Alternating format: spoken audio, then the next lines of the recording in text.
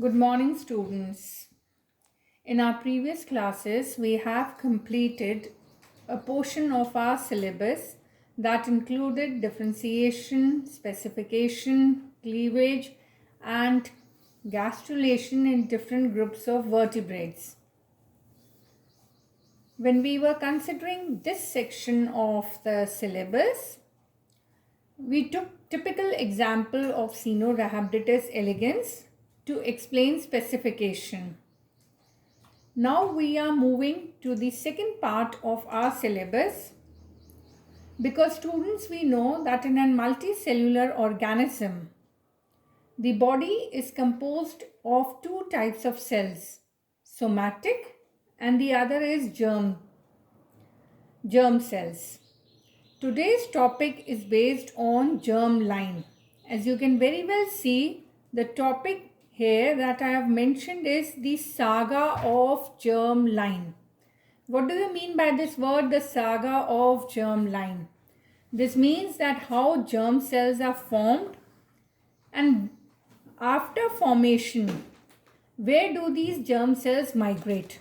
We very well know that in an adult animal, the germ cells are found in the gonads.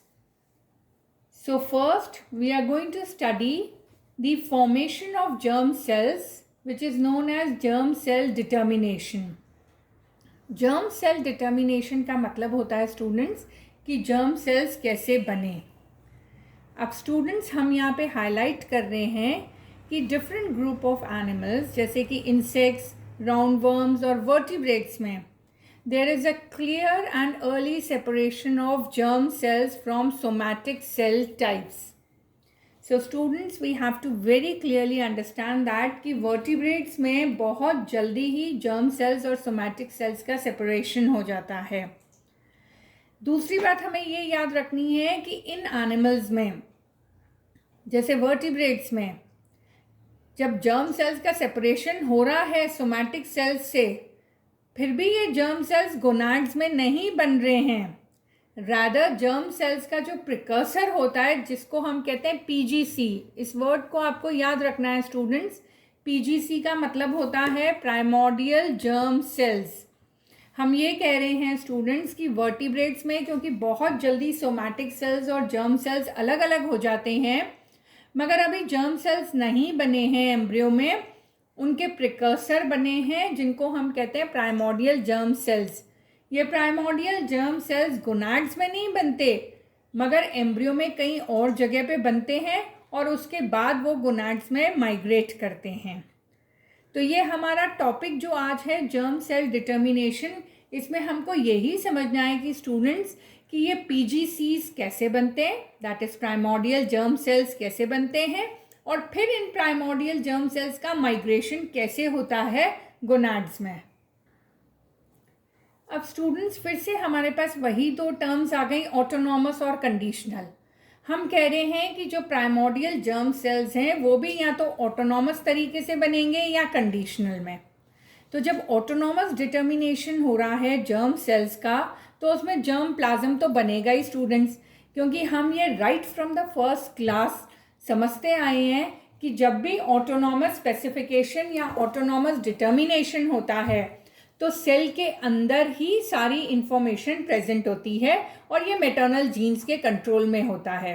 यानी maternal gene का मतलब क्या हुआ students, क्योंकि हमें पता है कि मोस्ट ऑफ द साइटोप्लाज्म जो आता है वो हमें एग में से मिलता है. जाइगोट में मोस्ट ऑफ द साइटोप्लाज्म जो आया वो अंडे में से आया, स्पर्म में तो नहीं होता है. तो जो एग से साइटोप्लाज्म मिला उसी में कुछ स्पेसिफिक प्रोटीन्स होते हैं जो कंट्रोल करते हैं ऑटोनॉमस स्पेसिफिकेशन को.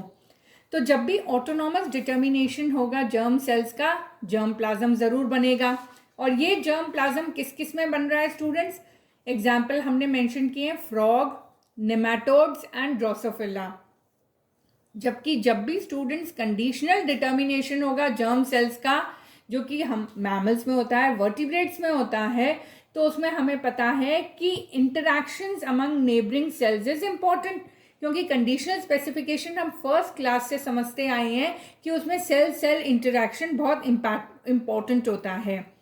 तो ऐसी कंडीशन में जहाँ कंडीशनल डिटर्मिनेशन हो रहा है वहाँ पे जर्म प्लाज्म एब्सेंट होगा। Am I very clear students? जो पहला पॉइंट आपको समझना है कि जो एनिमल्स हैं, फ्रॉग एक वर्टिब्रेट है, फिर भी उसमें ऑटोनॉमस डिटर्मिनेशन ऑफ हो रहा है जर्म सेल्स का, क्योंकि इसमें जर्म प्लाज्म है। अगर कंडीशनल डिटर्मिनेशन होगा जर्म सेल्स का तो उसमें जर्म प्लाज्म नहीं आएगा, और उसका एग्जाम्पल है मैमल्स। तो ये पहला बेसिक डिफरेंस आया स्टूडेंट्स हमारा। नेक्स्ट हमको कंसिडर करना है सिनोरैबिडिटिस एलिगेंस। लास्ट क्लास में मैंने स्टूडेंट्स स्पेशली आपको फोकस किया था कि जो P4 सेल होता है उसी से ही जर्म सेल्स बन रहे हैं, P4 स्टेम सेल्स से। इफ़ यू रिमेंबर, अगर नहीं देखा है आपने तो लास्ट वाला वीडियो फिर से देखिए स्टूडेंट्स, उसमें अच्छे से मेंशन किया गया है कि जो P4 स्टेम सेल होता है उसी से ही जर्म सेल्स बनते हैं। तो सिनोरैबिडिटिस एलिगेंस में जर्म लाइन प्रिकर्सर सेल जो होता है वो P4 ब्लास्टोमियर होता है। क्योंकि यहाँ पे हमें पता है कि ऑटोनॉमस डिटर्मिनेशन हो रहा है, जो कि हम लास्ट क्लास में समझ चुके हैं, तो P4 ब्लास्टोमियर के अंदर ही कुछ होना चाहिए। ऑटोनॉमस में तो हम बार बार यही कह रहे हैं कि सेल के अंदर ही ग्रैन्यूल्स प्रेजेंट होते हैं। So the P4 blastomere has P granules. Now the next example that we are taking is also Drosophila. Here also autonomous specification will occur. Autonomous determination will occur. So in Drosophila PGCs आपको समझ में आ गया होगा क्या होता है student? Germ cell precursor. अभी germ cells नहीं बने हैं, उनके जो प्रिकर्सर सेल्स होते हैं उनको हम PGCs कहते हैं, यानी primordial germ cells. So Drosophila में PGCs या primordial germ cells are formed as a group of pole cells. एक ग्रुप ऑफ पोल सेल्स बनता है जो कि एम्ब्रियो के पोस्टीरियर एंड में बनता है। तो ड्रोसोफिला में students posterior end of the embryo में जो प्रिकर्सर्स होते हैं जर्म सेल्स के, जो प्राइमोर्डियल जर्म सेल्स होते हैं, उनको हम पोल सेल्स कहते हैं, और वो pole cells become surrounded by pole plasm. क्योंकि ये ऑटोनॉमस डिटर्मिनेशन है तो उनमें अंदर क्या होगा students? Polar granules. Am I very clear? Autonomous determination जो जर्म सेल्स का आप पढ़ रहे हैं स्टूडेंट्स, उसके दो एग्जाम्पल्स मैंने आपको हाईलाइट किए हैं। द फर्स्ट एग्जाम्पल जो था वो सिनोरैबिडिटिस एलिगेंस का था, जिसमें हमने कहा कि जर्म जो प्रिकर्सर हैं जर्म सेल्स के वो P4 सेल है, उस P4 सेल के अंदर P ग्रैन्यूल्स होती हैं। ड्रोसोफिला हमने सेकेंड एग्जाम्पल लिया, उसमें हमने कहा जो प्रिकर्सर है जर्म सेल का उसको हम पोल सेल कहते हैं, और उन पोल सेल्स के अंदर हमारे पास पोलर ग्रैन्यूल्स होते हैं। अब हम आएंगे students conditional determination of germ cells पे, जिसका बेस्ट एग्जाम्पल होता है मैमल्स। तो मैमल्स में जर्म सेल्स कैसे बनते हैं अब हम ये समझेंगे। ये कंडीशनल डिटर्मिनेशन का एग्जाम्पल है। तो स्टूडेंट्स जब भी आप जर्म सेल डिटर्मिनेशन पे क्वेश्चन आएगा तो आप दोनों टाइप ऑफ डिटर्मिनेशंस बताएंगे, ऑटोनॉमस भी और कंडीशनल भी। ऑटोनॉमस डिटर्मिनेशन में स्टूडेंट्स आपके पास दो एग्जांपल्स हैं, सिनोरैबिडिटिस एलिगेंस एंड ड्रोसोफिला। जबकि कंडीशनल डिटर्मिनेशन में स्टूडेंट्स हम यहाँ पे एव्स, मैमल्स, इनके एग्जाम्पल कंसिडर कर रहे हैं। Remember, frog is an example of autonomous determination.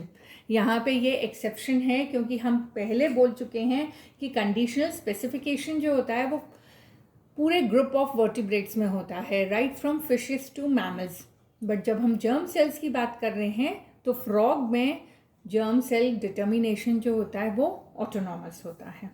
तो students now let us take mammals. Mammals के अंदर जो जर्म सेल्स होते हैं वो पोस्टीरियर रीजन पे बन रहे हैं एपीब्लास्ट के।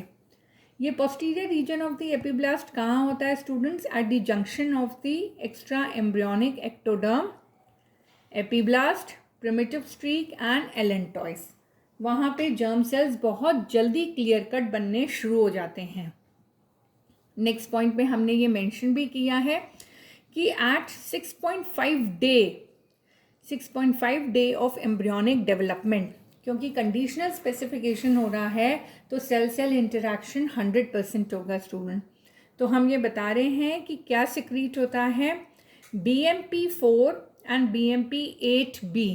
स्टूडेंट्स रिमेंबर, हर स्पेसिफिक प्रोटीन को आपको मेंशन करना है अब MSc लेवल पर। आप जब भी अपना आंसर लिखेंगे तो इस पूरे पेपर में जीन्स एंड डिफ्रेंसिएशन के आप स्पेसिफिक प्रोटीन्स, और अगर कहीं स्पेसिफिक जीन का नाम लिखा हुआ है जैसे CDX फैमिली ऑफ जीन्स या OTX फैमिली ऑफ जीन्स, जो मैंने आपको पिछली क्लासेस में बताया है कि CDX फैमिली ऑफ जीन्स जो होती है वो posterior reason of the embryo को स्पेसिफाई करती है, OTX फैमिली ऑफ जीन्स जो होती है वो एंटीरियर रीजन को स्पेसिफाई करती है। तो जहाँ जीन आ रहा है वहाँ जीन लिखेंगे आप, नहीं तो प्रोटीन्स के बारे में तो आपको लिखना ही है। तो BMP4 और BMP8B proteins from the extra embryonic ectoderm give some cells in this area to produce germ cells. So students, mammals में germ cells बनने के लिए दो प्रोटीन आ गए, BMP4 और BMP8B। ये सब कहाँ हो रहा है? At the posterior region of the embryo। एक ग्रुप ऑफ सेल्स डिफ्रेंशिएट हो रहे हैं, अलग हो रहे हैं, जर्म सेल्स जिनको बनना है। अब now some of these cells, इन्हीं सेल्स में से अभी भी कुछ सेल्स ही PGCs बना सकते हैं। हमने कहा कि posterior reason of the embryo में कुछ सेल्स अलग मार्क हो गए, और वो किसकी वजह से हुए? BMP4 और BMP8B प्रोटीन की वजह से। अब इन कुछ सेल्स में से भी कुछ ही सेल्स प्राइमोर्डियल जर्म सेल्स बना सकते हैं, सारे सेल्स नहीं बना सकते। तो वो जो कुछ सेल्स जो प्राइमोर्डियल जर्म सेल्स बना सकते हैं उनमें फ्रैजिलिस प्रोटीन आ जाता है। सो स्टूडेंट्स, हमने कहा कि सबसे पहले BMP4 या BMP8B प्रोटीन की वजह से posterior reason of the embryo में एट द जंक्शन, एपीब्लास्ट का वो जंक्शन जहाँ पे प्रिमिटिव स्ट्रीक भी है, एक्स्ट्रा एम्ब्रियोनिक मेम्ब्रेन भी है, वहाँ पे कुछ सेल्स डिमार्केट हो जाते हैं प्राइमोर्डियल जर्म सेल्स बनाने के लिए। उन कुछ सेल्स में भी कुछ ही सेल्स में एक टिपिकल जीन आ जाता है जिसमें हम फ्रैजिलिस जीन कहते हैं। अब ये स्टूडेंट यहाँ पे ध्यान दीजिएगा कि फ्रैजिलिस जीन दोनों टाइप के सेल्स बना सकता है, प्राइमोर्डियल जर्म सेल्स भी बना सकता है और सोमैटिक सेल्स भी बना सकता है। तो थर्ड स्टेप में क्या होता है? In the third step, center of this cluster of cells is a group of about 20 cells. ये जो फ्रैजिलिस जीन वाले सेल्स हैं स्टूडेंट्स, इनके सेंटर में भी अभी सिर्फ 20 सेल्स ऐसे हैं जो फ्रैजिलिस जीन भी है जिनमें, और BLIMP1 और स्टेला तीनों हैं। तो जो BLIMP1 और स्टेला हैं स्टूडेंट्स, इनके क्या काम हैं? ये यहाँ पे मेंशन किया गया है कि BLIMP1 is the most important factor because it is found only in PGCs। Underline this, remember this students कि मैमल्स में प्राइमोर्डियल जर्म सेल्स बनने के लिए सबसे पहले प्रोटीन की एक चेन चल रही है स्टूडेंट। सबसे पहले जो प्रोटीन इम्पॉर्टेंट है वो कौन सा था? BMP। उसके बाद कौन सा आया स्टूडेंट्स? फ्रैजिलिस जीन। और फ्रैजिलिस जीन के बाद कौन सा आया? BLIMP1। तो BLIMP1 जो है वो मोस्ट इम्पॉर्टेंट है क्योंकि BLIMP1 केवल PGCs में ही पाया जाता है, प्राइमोर्डियल जर्म सेल्स में। अब तीसरी चीज़ जो हमने कहा, स्टेला। स्टेला क्या होता है स्टूडेंट? मल्टीप्लिकेशन ऑफ PGCs के लिए ये नेक्स्ट इंपॉर्टेंट पॉइंट है, क्योंकि प्राइमोर्डियल जर्म सेल्स की एक और कैरेक्टरिस्टिक फीचर होती है कि वो मल्टीप्लाई भी करते हैं। तो मैमल्स में अगर कोई भी सेल जो डेस्टाइन्ड है जर्म सेल बनने के लिए, तो उस सेल को हम प्राइमोर्डियल जर्म सेल तभी कहेंगे जब स्टूडेंट्स उसमें क्या क्या हो? उसके चारों तरफ तो BMP प्रोटीन हो और उसके अंदर फ्रैजिलिस जीन हो, BLIMP1 हो और स्टेला हो। तो मैमल्स में स्टूडेंट्स अगर कोई प्राइमोर्डियल जर्म सेल है तो उसमें ये तीनों चीज़ें आपको मिलेंगी, फ्रैजिलिस, ब्लिम्प और स्टेला। तीनों के क्या फंक्शंस हैं हमने क्लियर कट मेंशन किया है। स्टेला भी बहुत ज़रूरी है, क्योंकि अगर स्टेला प्रोटीन नहीं होगा तो प्राइमोर्डियल जर्म सेल्स मल्टीप्लाई नहीं कर पाएंगे। तो am I very clear students कि आपने अभी जो एग्जाम्पल पढ़े थे उसमें autonomous determination of germ cell के 2 एग्जाम्पल थे और conditional determination of germ cell का एक एग्जाम्पल था मैमल, जिसमें हमने प्रोटीन ग्रेडियंट्स और जीन बताए कौन कौन से ज़रूरी हैं। In the next class, students, we are going to study about germ cell migration, क्योंकि हम पहले ही कह चुके हैं कि जर्म सेल्स जो होते हैं वो गोनाड से बाहर बन रहे हैं, और जब वो उनका माइग्रेशन कैसे होता है, क्योंकि वो गोनाड से बाहर बन रहे हैं तो अल्टीमेटली उन्हें गोनाड्स में माइग्रेट करना ही पड़ेगा। तो next class will be based on germ cell migration.